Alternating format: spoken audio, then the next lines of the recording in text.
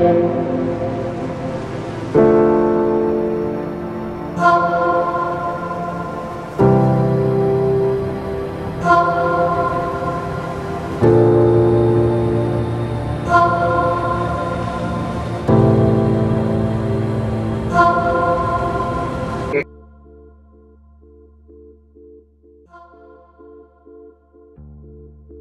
ministerio Conéctate a Jesús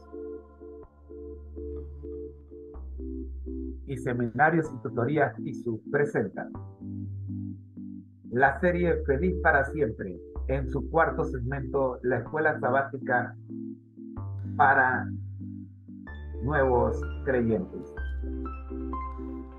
Muy pero muy buenos días, mis queridos hermanos. Soy su hermano en Cristo, José Moreno, del Ministerio Conéctate a Jesús. Y nos encontramos estudiando la escuela sabática para nuevos creyentes en nuestra serie Feliz para Siempre. Hoy día vamos a tener la lección número 4. Vamos a estudiar toda la lección número 4. Y de tal manera que para mañana estaremos viendo la lección número 5. Y así estaremos ya emparejados con el horario regular que debe ser esta semana la lección número 5. Así que vamos a concluir hoy la lección número 4 y vamos a orar. Dios nuestro y Señor Jesucristo, gracias le pedimos, oh Padre Santo, su dirección para que podamos estudiar la lección número 4 correspondiente a la escuela sabática para nuevos creyentes. Oramos en el nombre de Jesús. Amén. Algunos de ustedes estarán preguntándose qué es esto de la escuela sabática para nuevos creyentes. Resulta ser que en el año 2014 Dios condujo a la dirección de la Iglesia Adventista para publicar un documento que ayudara a los nuevos creyentes a alcanzar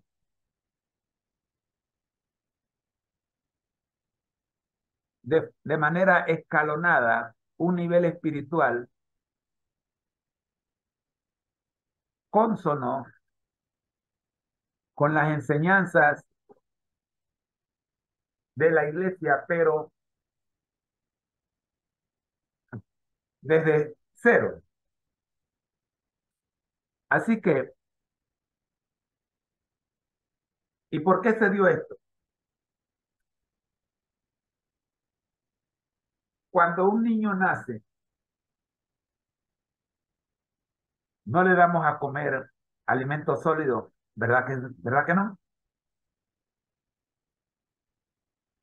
De la misma manera, cuando un niño espiritual nace, no se le puede llevar de una vez a el alimento sólido, espiritualmente hablando. Entonces se diseñó este folleto. No estoy hablando de la fe de Jesús, la famosa fe de Jesús conocida por todos. Estoy hablando de la guía de escuela sabática para nuevos creyentes, tomo 1, o primer trimestre, la cartilla del primer trimestre del recién bautizado. Se titula En las huellas de Jesús. Luego de 3 meses estudiando esta cartilla, viene el segundo trimestre, crecer en Jesús. Ahora que él ya ha madurado, ya camina, ahora el poder de la palabra de Dios, tercer trimestre. Ya lleva 6 meses en la iglesia, 6 meses estudiando. Ahora puede entender mejor las Sagradas Escrituras. Y finalmente, en marcha con Jesús, el poder de la misión. No podemos esperar que un bebé recién nacido salga con su Biblia a predicar la palabra de Dios, porque va a cometer errores muy grandes. Se va a enfrentar con preguntas que no va a poder resolver. Por eso existe este programa que toma un año de duración. Un año completo. Nosotros hemos visto, hemos visto, ¿sí? El primero, el segundo y el tercer trimestre y nos encontramos en el cuarto trimestre. Acá en el cuarto trimestre vimos la lección número 1, titulada La expansión del reino de Dios. Acá estudiamos 3 preguntas. ¿En qué sentido el mensaje de Jesús y su proclamación siguen siendo relevantes en el siglo XXI? ¿Hemos cumplido con la parte que nos corresponde con el fin de entrar al reino de Dios? ¿Valoramos el reino de Dios tanto como Jesús dijo que deberíamos hacerlo? Luego de estudiar estas 3 preguntas,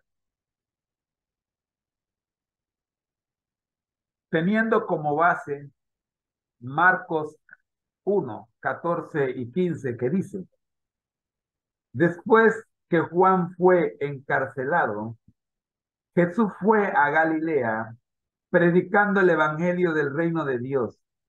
Decía: el tiempo se ha cumplido y el reino de Dios se ha acercado. Arrepentíos y creed en el evangelio.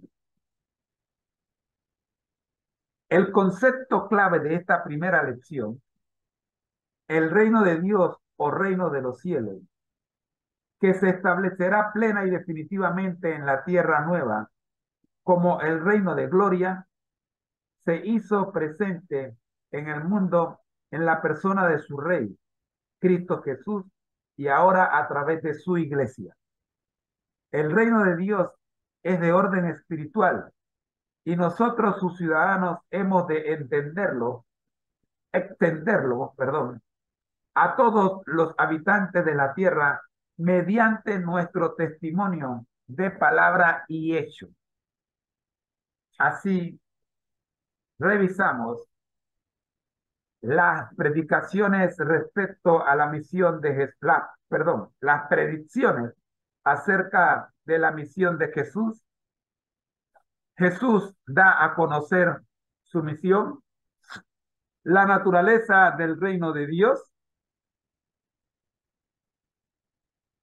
rogar que venga pronto el reino de Dios, y cerramos con, para saber algo más, los reinos de Daniel capítulo 2. ¿Recuerdan? Bueno, eh, hay un, les prometimos que íbamos a tener un programa completo para hablar de los reinos de Daniel y lo vamos a hacer al final del trimestre. Luego pasamos a la lección número 2.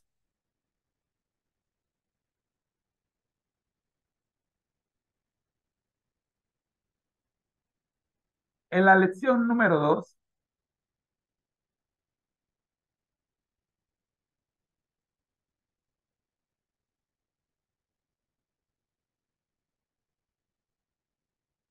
vimos la misión de Jesús. 3 preguntas hicimos acá en esta lección. ¿Ya se ha establecido el reino de Dios en la tierra o eso ocurrirá en el futuro? O podría ser que ambas cosas fueran ciertas. ¿Cuál fue la misión de Cristo en la tierra? Vino única y exclusivamente a morir por nosotros. Y la tercera pregunta, en la misión de Cristo en la tierra, ¿yo tengo alguna participación? A la luz de Mateo 12:28, dimos respuesta a estas preguntas.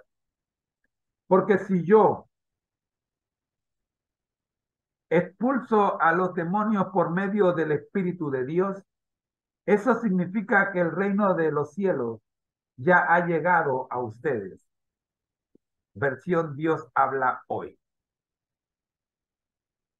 Reina Valera dice así: pero si yo, por el Espíritu de Dios, echo fuera los demonios, ciertamente ha llegado a vosotros el reino de Dios. Acá vimos como concepto clave de esta lección en el reino de Dios o reino de los cielos, del cual yo tengo que ser ciudadano para vivir eternamente. Tengo algo más que hacer además de ingresar en él a través del bautismo. O sea, en la lección anterior, en la primera lección vimos cómo se hace, cómo formas parte del reino de Dios. Y ahora acá, ¿qué vas a hacer ya siendo parte del reino de Dios?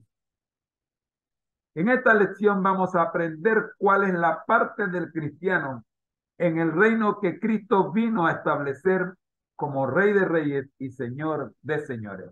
Primera de Timoteo 6:15 y Apocalipsis 17:14 y 19:16. Esta lección nos ayuda a entender lo que es el reino ahora. También nos ayudó a entender lo que es el reino que aún no ha llegado. Nos ayudó a entender cómo Jesús se enfrentó y venció a Satanás y cumplió con la misión. Y cerramos con algo más: crecer a través del servicio. Llegamos así a la tercera lección.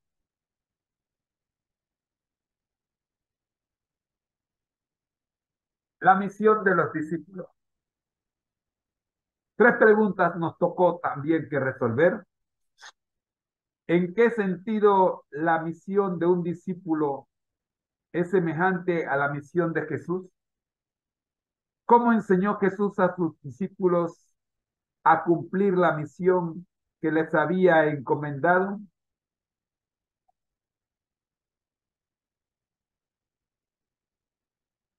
¿Cuándo acepto la misión que me ha sido encomendada? Para resolver estas tres preguntas nos basamos en Hechos capítulo 1, versículo 8. Pero recibiréis poder cuando haya venido sobre vosotros el Espíritu Santo, y me seréis testigos en Jerusalén, en toda Judea, en Samaria y hasta lo último de la tierra. El concepto clave de esta lección número 3: ser cristiano. Ser cristiano es, por definición, ser discípulo de Jesús. Como discípulos estamos aprendiendo del Maestro, de su forma de actuar y de cómo trataba a la gente de toda condición. Como discípulos somos aprendices de un estilo de vida y además hemos de ser seguidores de Cristo, que con nuestro testimonio personal y verbal atraigamos a otros a que sigan al Salvador del mundo. En esta tercera lección que recién terminamos hace un par de días, vimos Jesús presenta la misión. ¿Cómo Jesús presentó la misión?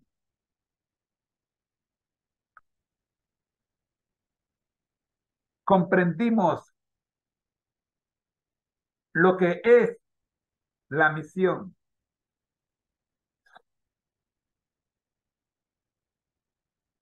¿Y cuál era su alcance? Toda nación, tribu y lengua, hasta lo último de la tierra. Vimos el cumplimiento de la misión a través de la historia y cerramos con, para saber algo más, los diferentes discípulos en los tiempos de Jesús. Recordemos que hablamos de los seguidores de la tradición religiosa de Israel, primer tipo de discípulos en tiempos de Jesús, adherentes a un grupo religioso, el segundo grupo, los seguidores de un líder determinado, tercer grupo, los miembros de un movimiento mesiánico, eso era el cuarto grupo, y finalmente los discípulos al estilo de Jesús, del cual estamos hablando esta semana, cuando hablamos de la misión de la Iglesia Adventista del séptimo día. En esta cuarta lección,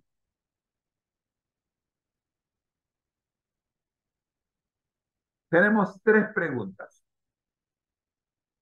La primera, ¿por qué los problemas siguen siendo parte de mi vida incluso después de haberme bautizado? Segundo, ¿por qué mis amistades no están a gusto conmigo si ahora soy un fiel seguidor de Jesús?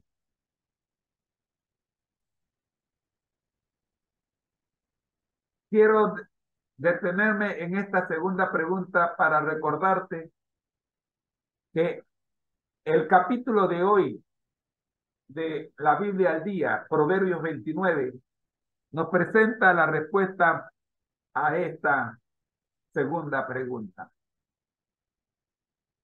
Para los que andan en el camino de Dios, la conducta del mundo es rechazada.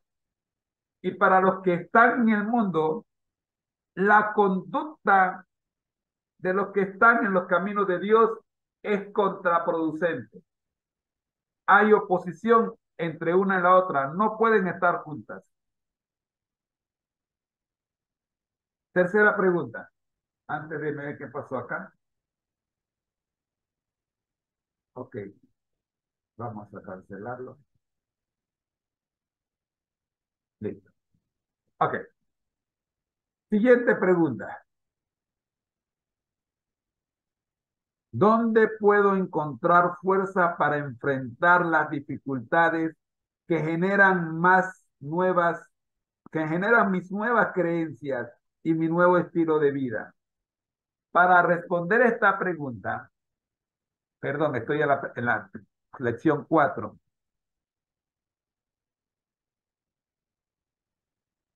Ajá, ahora sí. Tenemos Apocalipsis 14:7 para ayudarnos a resolver esta pregunta.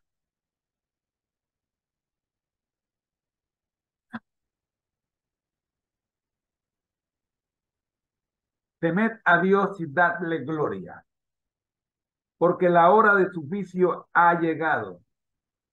Adorad a aquel que hizo el cielo y la tierra, el mar y las fuentes de las aguas.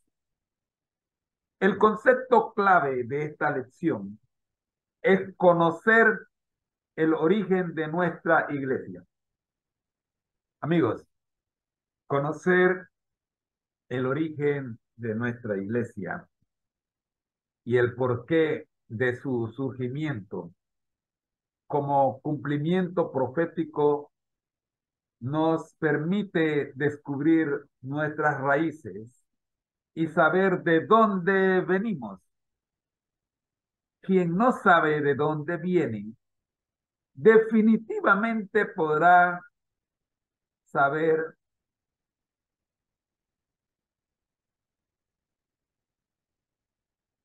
difícilmente podrá saber dónde está y peor aún, a dónde se dirige. Así, lo más fácil es que acabe en cualquier parte. Me sorprende sobremanera cuando un hermano me lo encuentro y me dice que ya no es adventista del séptimo día y que ahora es X cosa. Digo, de una vez lo pongo en mi lista de oración, por si acaso ya no lo tenía. ¿Por qué? ¿Por qué termino cambiándome tan fácilmente de un grupo a otro? Primero, lo primero que debes saber como adventista del séptimo día es lo que te voy a leer. Escucha.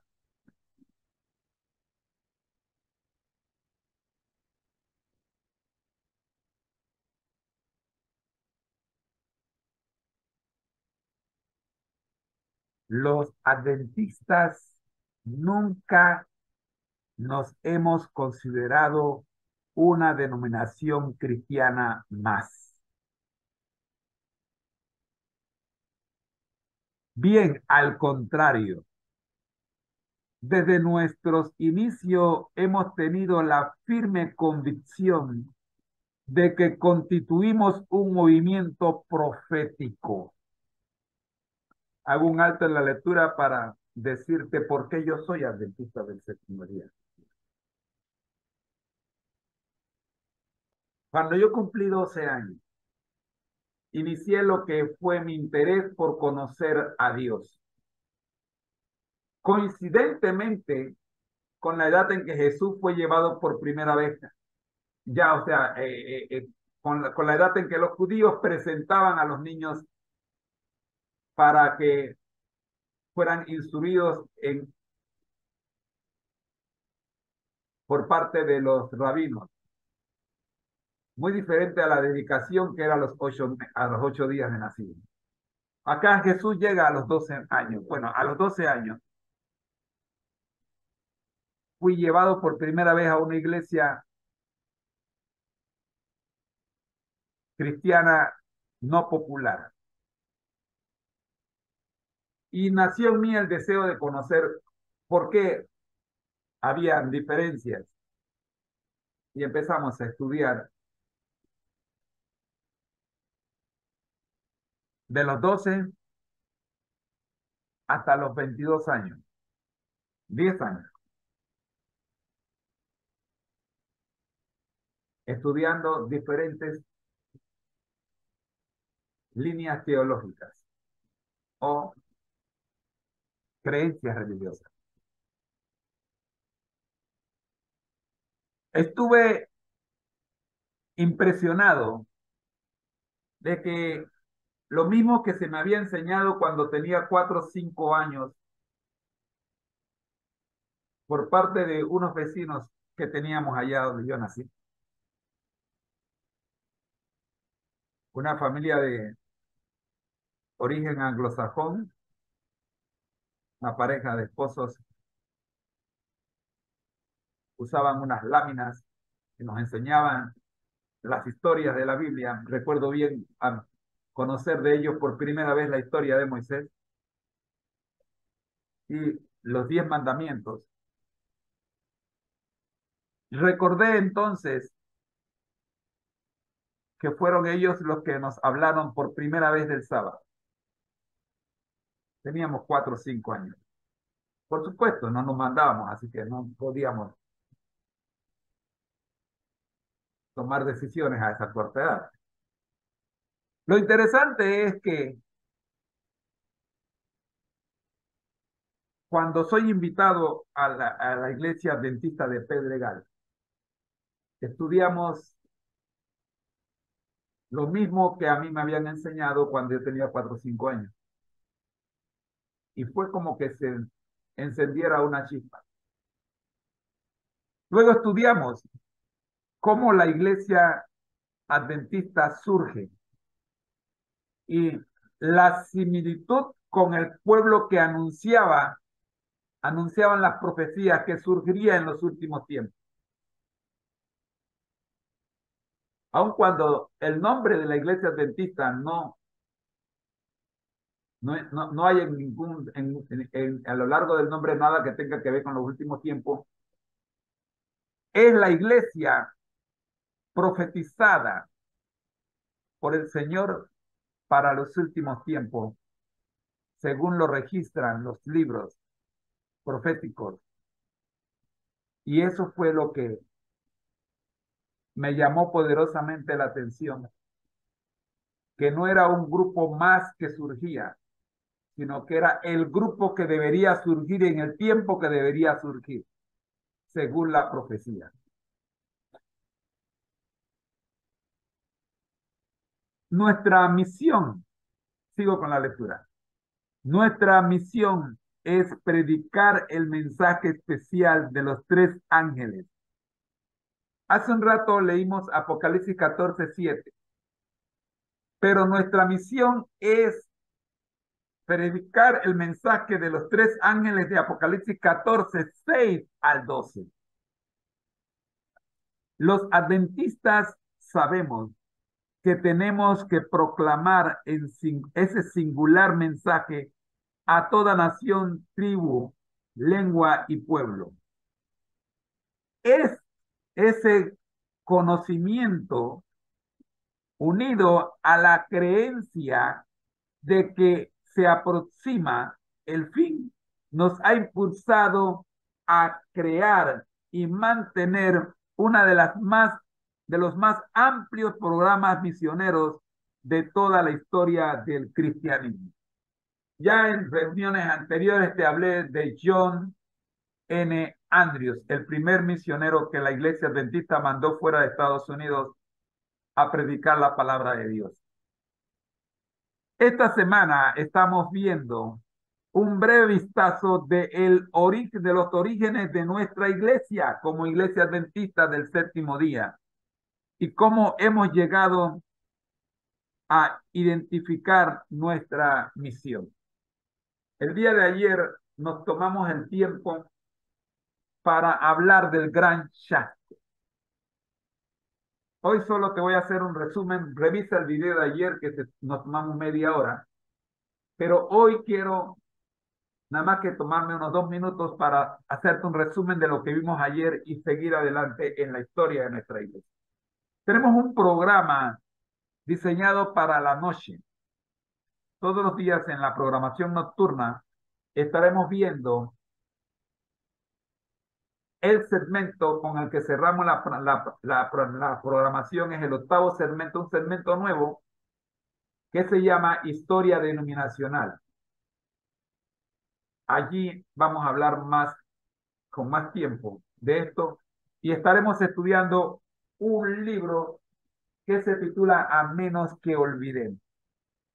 Ya lo estudiamos en el 2014 como una matutina, pero vamos a comenzar a estudiarlo no como una matutina, sino como un curso de historia denominacional, independientemente de si es o no es el correspondiente al día.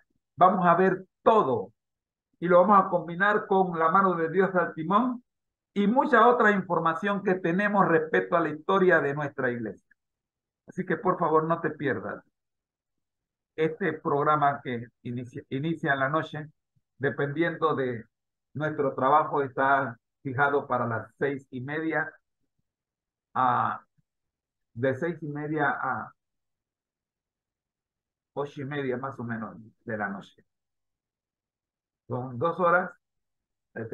Vamos a ver 3 segmentos. Vamos a ver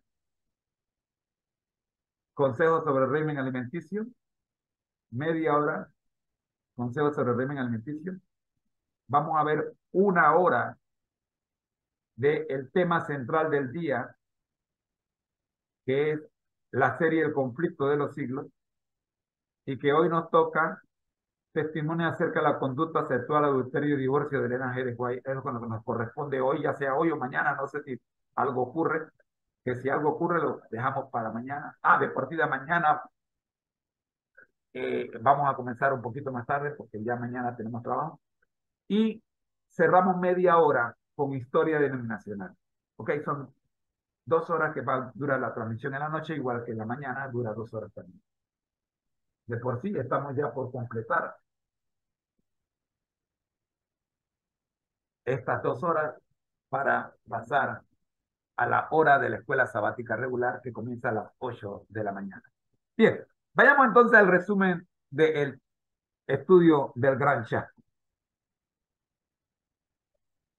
Comenzamos diciendo que el Gran Chasco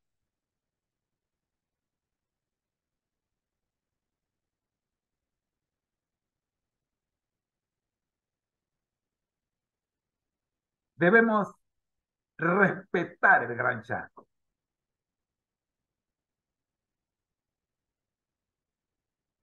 Los que pasaron por el Gran Chasco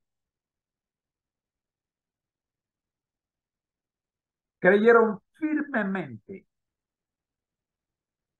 en lo que sus líderes espirituales les habían enseñado en cuanto a la palabra de Dios.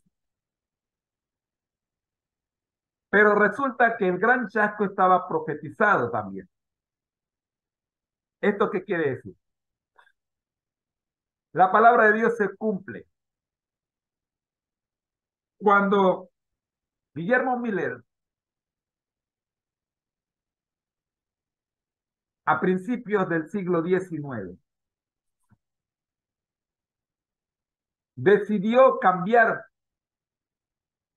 de escéptico a creyente,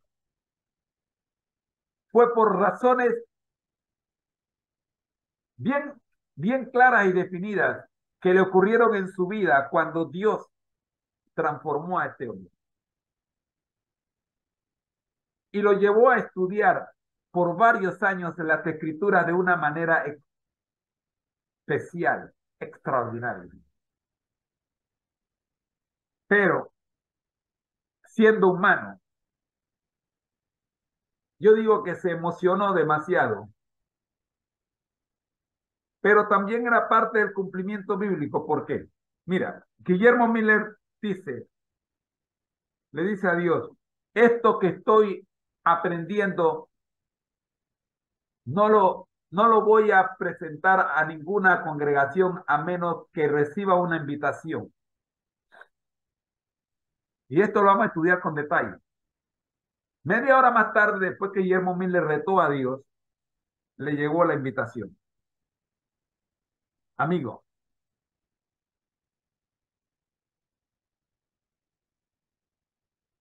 cuando Guillermo Miller comenzó a predicar en público con alguna reticencia, no estaba muy convencido, pero de que tenía que hacerlo, pero si Dios ya le había hablado con claridad, no le quedaba otra. Enseñó, hablando de Daniel 14, hablando, perdón, de Daniel 12, 14, 8, 14,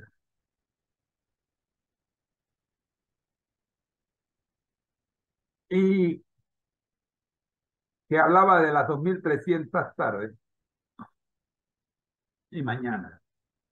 Y entendiendo según Ezequiel 4, 5 y 6, número 4, 36 y Levíticos 25, 8, tres textos que le decían que un día equivalía a un año en sentido profético, llegó a la conclusión de que para octubre de 1843 a 1844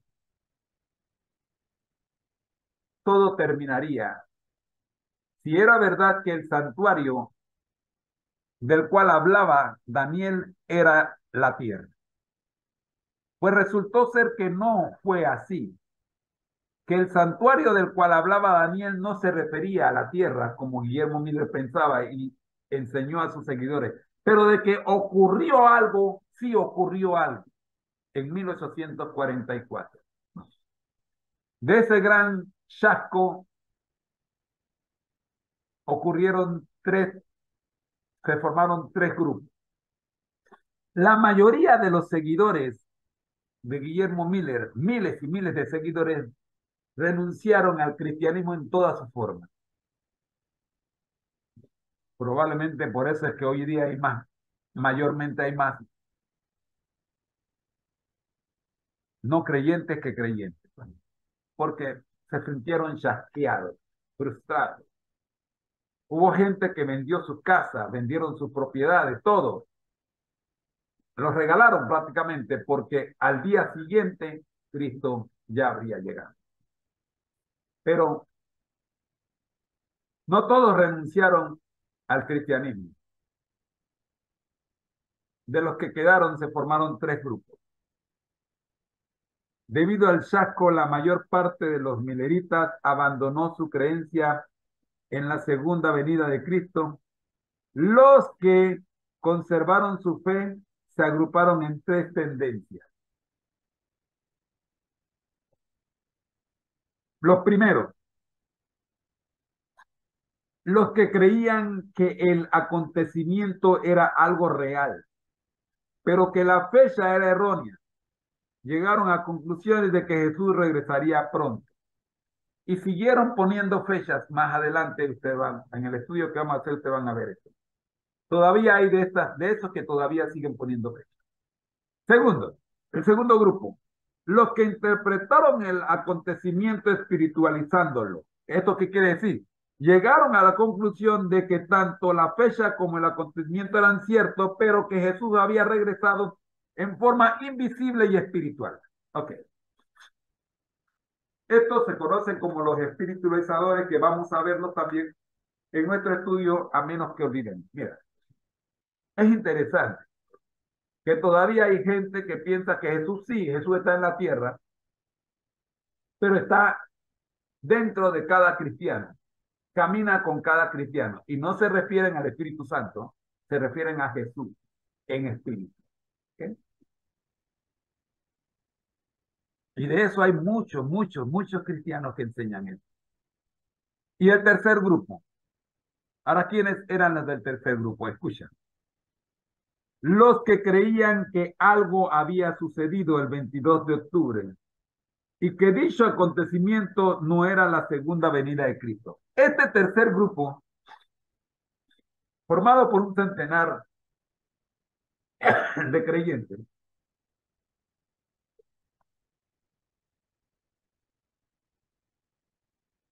habla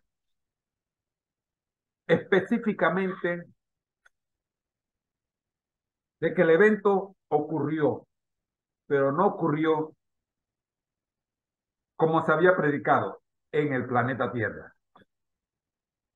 Entonces, ¿dónde ocurrió? ¿Qué sucedió realmente? ¿Por qué era necesario que el santuario fuera purificado? ¿Y a qué santuario se refería el profeta Daniel? Y eso es lo que vamos a ver en el resto de la lección. Comenzamos con el desarrollo de nuestra identidad doctrinal. Permítame leerlo. Aquel pequeño grupo, ¿se acuerdan? El tercer grupo, que llegaría a ser conocido como adventistas observadores del sábado, no como adventistas del séptimo día, todavía no, eran adventistas observadores del sábado. Creían que la fecha era correcta, pero que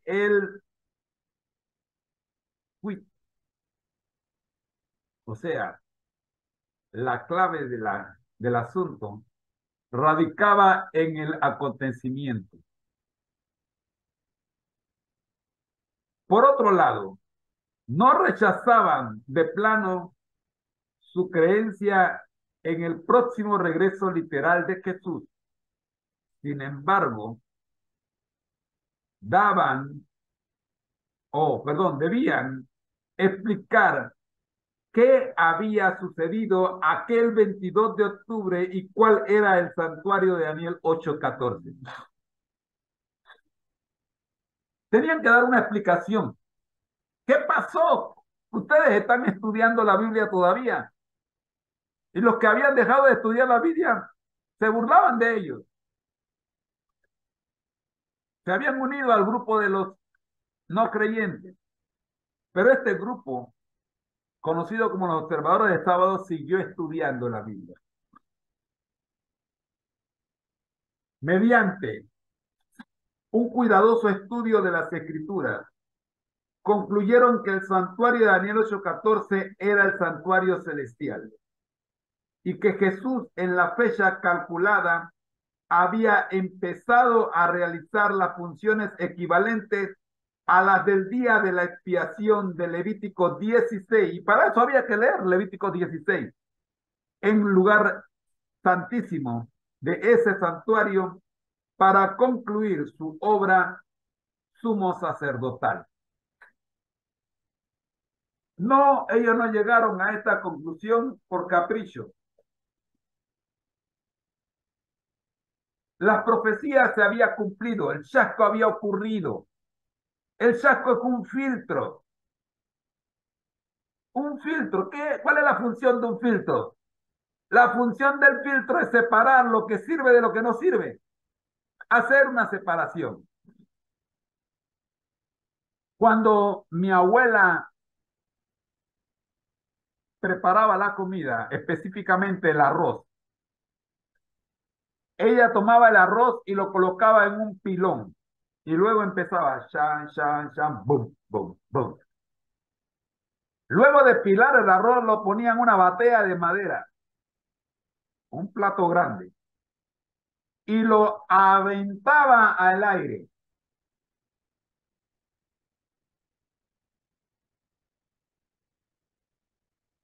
Pero lo más interesante era que el arroz que era aventado al aire regresaba a la batea, pero esta vez regresaba limpio. El viento había separado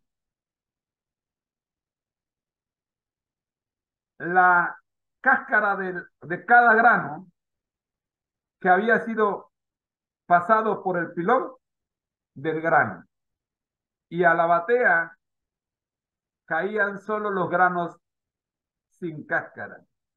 Por supuesto, algunos se colaban y los conocíamos con el nombre de shurú.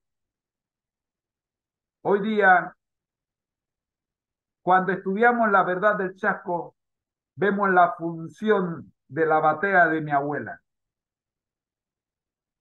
El chasco fue exactamente esa acción que hizo mi abuela, que hacía mi abuela. Aventar el arroz para que el viento separara la basura de la comida. Y luego cocinaba el arroz y todos comíamos felices. Los adventistas creemos que dicha obra de Jesucristo como sumo sacerdote del santuario celestial va de la mano con la realización de un juicio investigador que precede la segunda venida de Cristo. Por lo tanto, en lugar de la venida de Cristo a la tierra el 22 de octubre de 1844, listen to me please,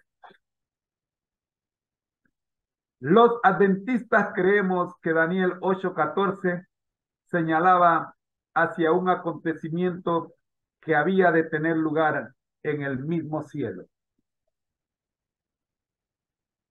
Apocalipsis 14:7 dice, la hora del juicio ha llegado. Apocalipsis 14:7 nos señala la fecha, el evento, perdón. Y Daniel 8:14 nos señala la fecha. Luego de cumplidas las 2300 tardes y mañanas. Esas 2300 tardes y mañanas se cumplieron el 22 de octubre de 1844. ¿Qué dijo Jesús acerca de su segunda venida que indica que habría un juicio antes de que ésta se produjera? Revisa Mateo 16, 24, Juan 5, 28 y 29 y Apocalipsis 22, 12. Para aplicar el desarrollo de las doctrinas adventistas, el historiador George R. Knight afirma que a inicio, por cierto, este es el autor del curso que vamos a estar estudiando en la noche, a menos que olvidemos. A inicio de 1848, los dirigentes adventistas sabatistas, perdón, habían llegado a un consenso respecto a 4 doctrinas básicas. Primero, el regreso de Jesús en forma personal, visible y previo al milenio. Segundo, el ministerio de Cristo en el santuario celestial. Esta es la gran doctrina que profesa únicamente la Iglesia Adventista del Séptimo Día. Tercero, la perpetuidad de la santidad del sábado, día de la semana, del séptimo día de la semana, el sábado, y su trascendencia durante el tiempo del fin. Y cuarto, la no inmortalidad innata del alma. Vamos a orar. Nuestro Dios que estás en el cielo, gracias le damos, Señor, por permitirnos el estudio detallado de la lección de escuela sabática para nuevos creyentes. Oramos, buen Dios, para que usted tome el control de la situación y podamos continuar el día de mañana con este análisis. Oramos en el nombre de Jesús. Amén. Ha sido una presentación del Ministerio Conéctate a Jesús en la voz de su hermano en Cristo, José Moreno. Nos vemos mañana para continuar estudiando esta interesante lección. A continuación, pasaremos a nuestro quinto segmento en nuestra serie, Feliz para Siempre, que es la escuela sabática regular. Ya regreso.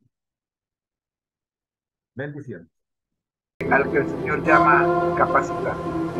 Al que envía, acompaña. Siempre gozosos, conectados a Jesús, a través de la Biblia, todos juntos, rumbo al cielo.